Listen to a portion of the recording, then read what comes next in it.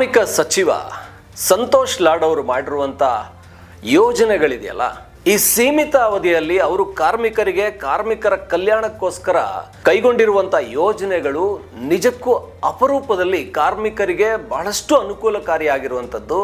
ಅದರಲ್ಲಿ ಕಾರ್ಮಿಕರಿಗೆ ಕನಿಷ್ಠ ವೇತನವನ್ನು ನಿಗದಿಪಡಿಸುವಂಥದ್ದು ಬಹಳ ಪ್ರಮುಖವಾಗಿ.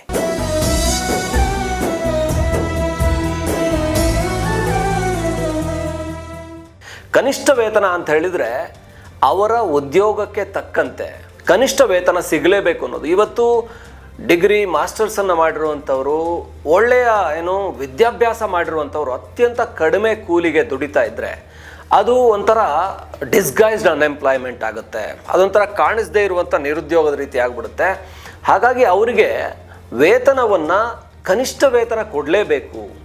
ಈಗ ಯಾವುದೋ ತಿಂಗಳಿಡೀ ಕೆಲಸ ಮಾಡಿದ್ದಕ್ಕೆ 8,000ನೋ 6,000ನೋ ಕೊಟ್ಟರೆ ಅದು 3 ಹೊತ್ತು ಊಟಕ್ಕೆ ಕೂಡ ಆಗೋದಿಲ್ಲ. ಆ ಕಾರಣಕ್ಕೆ ಕನಿಷ್ಠ ವೇತನ ನಿಗದಿಪಡಿಸಲೇಬೇಕು ಅನ್ನೋಂಥದ್ದು ಕಾರ್ಮಿಕ ಇಲಾಖೆ ಕೊಟ್ಟಿರುವಂಥ ಒಂದು ಸೂಚನೆ, ಆ ಮಸೂದೆ ಇದೆಯಲ್ಲ, ಇದು ಪ್ರತಿಯೊಂದು ಕಂಪನಿಯವ್ರಿಗೂ ಅಪ್ಲೈಸುತ್ತೆ. ಅಲ್ಲಿ ಪ್ರತಿಯೊಂದು ಕಂಪನಿಯವ್ರಿಗೂ ಇದು ಅಪ್ಲೈ ಆಗುತ್ತೆ. ಹಾಗಾಗಿ ಈ ಕನಿಷ್ಠ ಕಾರ್ಮಿಕ ವೇತನ ಅನ್ನುವಂಥದ್ದು ಎಲ್ರಿಗೂ ಉದ್ಯೋಗದಲ್ಲಿ ಒಂದು ವೇತನದ ಭದ್ರತೆ, ನನಗೆ ಇಷ್ಟು ಹಣ ಬರುತ್ತೆ, ಇಲ್ಲ ಅಂತ ಹೇಳಿದರೆ ನಾನು ಕೆಲಸ ಸಿಗ್ತಾ ಇಲ್ಲ ಅನ್ನುವ ಕಾರಣಕ್ಕೆ ಯಾವುದೋ ಒಂದು ಕೆಲಸ ಸಿಕ್ಕಿದ್ರೆ ಸಾಕು ಅಂತ ಹೋದಾಗ ಆ ಕೆಲಸ ಕೊಡುವಂಥ ಕಂಪನಿ ಅದರ ಮಾಲೀಕರು ಎಷ್ಟೋ ವೇತನ ಕೊಟ್ಟು ಕೆಲಸ ಮಾಡು ಅಂತ ಹೇಳಿದರೆ ಆಗ 5,000ಕ್ಕೋ 6,000ಕ್ಕೋ 7,000ಕ್ಕೋ ಕೆಲಸ ಮಾಡಬೇಕಾದ ಅನಿವಾರ್ಯತೆ ಬರುತ್ತೆ. ಆದರೆ ಅದಾಗಬಾರ್ದು. ಇವತ್ತು ಒಬ್ಬ ಸೆಕ್ಯೂರಿಟಿಗೂ ಕೂಡ, ಇವತ್ತು ಒಬ್ಬ ಅತ್ಯಂತ ಸಾಮಾನ್ಯ ಕೂಲಿ ಕಾರ್ಮಿಕನಿಗೂ ಕೂಡ ಒಂದು ಕನಿಷ್ಠ ವೇತನ ಅಂತ ನಿಗದಿ ಆಗಬೇಕು ಅಂತ ಮಾಡಿರೋದಿದೆಯಲ್ಲ, ಇದು ಎಲ್ಲರ ಕಾರ್ಮಿಕರ ಉದ್ಯೋಗದಲ್ಲಿ ಭದ್ರತೆಯನ್ನು ಆ ಭದ್ರತೆಯನ್ನು ಕೊಟ್ಟಿದೆ ಕಾರ್ಮಿಕರಿಗೆ ಅನ್ನುವಂಥದ್ದು. ಸಂತೋಷ್ ಲಾಡ್ ಅವರು ಮತ್ತೊಂದು ಹೊರಗುತ್ತಿಗೆ ಆಧಾರದಲ್ಲಿ ಕಾರ್ಮಿಕರನ್ನು ನೇಮಿಸೋದಿದೆಯಲ್ಲ, ಇಲ್ಲಿ ಬಹಳಷ್ಟು ಅನ್ಯಾಯಗಳಾಗ್ತಾ ಇತ್ತು. ಏನಂದರೆ ಈಗ ಕಾಂಟ್ರಾಕ್ಟ್ ಬೇಸಿಸಲ್ಲಿ ಯಾರೋ ಎಂಪ್ಲಾಯಿನ ತಗೋತಾರೆ, ಅವ್ರನ್ನ ಒಂದು ಕಂಪ್ನಿಗೆ ನೇಮಿಸ್ತಾರೆ, ಅವರು ಒಂದಷ್ಟು ಕಮಿಷನ್ನ ಅದರಲ್ಲಿ ಪಡ್ಕೋತಾರೆ. ಆದರೆ ಹಾಗೆ ಮಾಡಿದಾಗ ಯಾವಾಗ ಬೇಕಾದರೂ ಉದ್ಯೋಗಿಗೆ ತೊಂದರೆ ಆಗ್ಬೋದು, ಅವ್ರ ಕೆಲಸವನ್ನು ಬಿಟ್ಟು ಹೋಗಬಹುದು.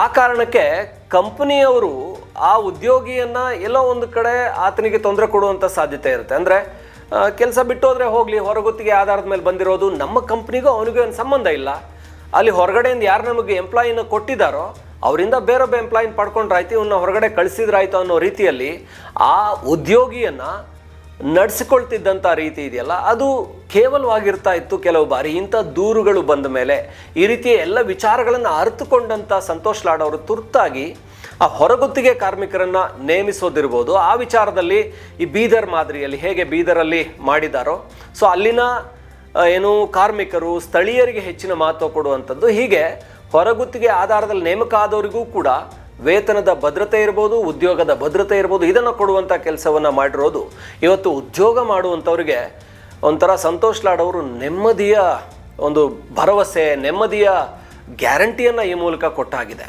ಬಹಳ ಪ್ರಮುಖವಾಗಿ ಈಗಲೂ ಕೂಡ ಏನಾಗ್ಬಿಡುತ್ತೆ ಅಂತ ಹೇಳಿದರೆ, ನಮಗೇನು ಕಲ್ತಿದ್ದೀವೋ ಅದಕ್ಕೆ ಉದ್ಯೋಗ ಸಿಕ್ಕಲ್ಲ. ನಮ್ಮದೆಲ್ಲ ನಾಲೆಡ್ಜ್ ಬೇಸ್ಡ್ ಎಜುಕೇಷನ್ ಬಹುತೇಕ ಇಲ್ಲಿವರೆಗೆ ಇರೋದ್ರಿಂದ ಸ್ಕಿಲ್ ಬೇಸ್ಡ್ ಎಜುಕೇಷನ್ ಇರೋದಿಲ್ಲ.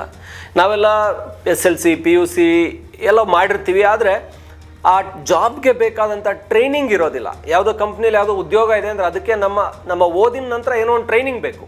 ಸೊ ಆ ಟ್ರೈನಿಂಗು ನಮಗೆಲ್ಲೂ ಸಿಗದೇ ಇರೋದ್ರಿಂದ ಜಾಬ್ಗೆ ಅಪ್ಲೈ ಮಾಡಿದಾಗ ನಿಂಗೆ ಎಕ್ಸ್ಪೀರಿಯನ್ಸ್ ಇಲ್ಲ, ನಿಂಗೆ ಟ್ರೈನಿಂಗ್ ಸರ್ಟಿಫಿಕೇಟ್ ಇಲ್ಲ, ಹಾಗಾಗಿ ಉದ್ಯೋಗ ಸಿಗಲ್ಲ, ನಮಗೆ ಎಕ್ಸ್ಪೀರಿಯನ್ಸ್ಡ್ ಬೇಕು, ಮಿನಿಮಮ್ ಅದರ ಬಗ್ಗೆ ಗೊತ್ತಿರಬೇಕು ಅಂತ ಹೇಳ್ತಾ ಇದ್ರು. ಅಂದರೆ ಈ PUC ಮುಗಿಸಿದವನು ಯಾರೋ ಸೀದಾ ಉದ್ಯೋಗ ಕೊಟ್ಟರೆ ಅವನಿಗೆ ಆ ಉದ್ಯೋಗನ ಕಲಿಯೋದಕ್ಕೆ ಒಂದು 6 ತಿಂಗಳು ಬೇಕಾಗ್ತಾ ಇತ್ತು.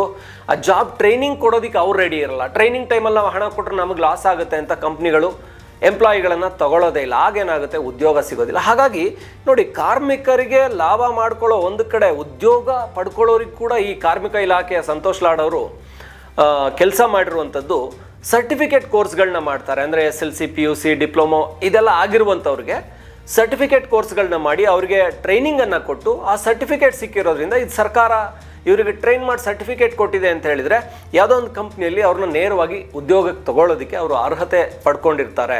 ಹಾಗಾಗಿ ಅವ್ರಿಗೂ ಒಂದು ಕಾನ್ಫಿಡೆನ್ಸ್ ಇರುತ್ತೆ, ಈ ಕೆಲಸ ನಾನು ಮಾಡ್ಬೋದು, ನನಗೆ ಟ್ರೈನಿಂಗ್ ಆಗಿದೆ, ನಾನು ಈ ಕೆಲಸ ಮಾಡ್ತೀನಿ, ನನ್ನ ಸರ್ಟಿಫಿಕೇಟ್ ನಾನು ಓದಿರೋದು PUCನೋ SLCನೋ ಇರ್ಬೋದು, ಆದರೆ ನನಗೆ ಏನು ಕೆಲಸ ಅಂದರೆ ಈಗ ಟರ್ನರೋ ಫಿಟ್ಟರೋ ಬೇರೆ ಏನೇನೋ ITI ಮಾಡಿದಂಥವ್ರು ಇರ್ತಾರೆ, ಎಲೆಕ್ಟ್ರಿಷಿಯನ್ ಇರ್ತಾರೆ, ಈ ಥರ ಬೇರೆ ಬೇರೆ ಉದ್ಯೋಗಗಳಿಗೆ ಜಾಬ್ ಟ್ರೈನಿಂಗನ್ನು ಕೊಟ್ಟು ಒಂದು ಉದ್ಯೋಗ, ಆ ಉದ್ಯೋಗದಿಂದ ಅವನ ಬದುಕಿಗೊಂದು ನೆಲೆಯನ್ನು ಕಲ್ಪಿಸ್ಕೊಡುವಂಥ ಕೆಲಸವನ್ನು ಮಾಡಿರೋದಿರ್ಬೋದು.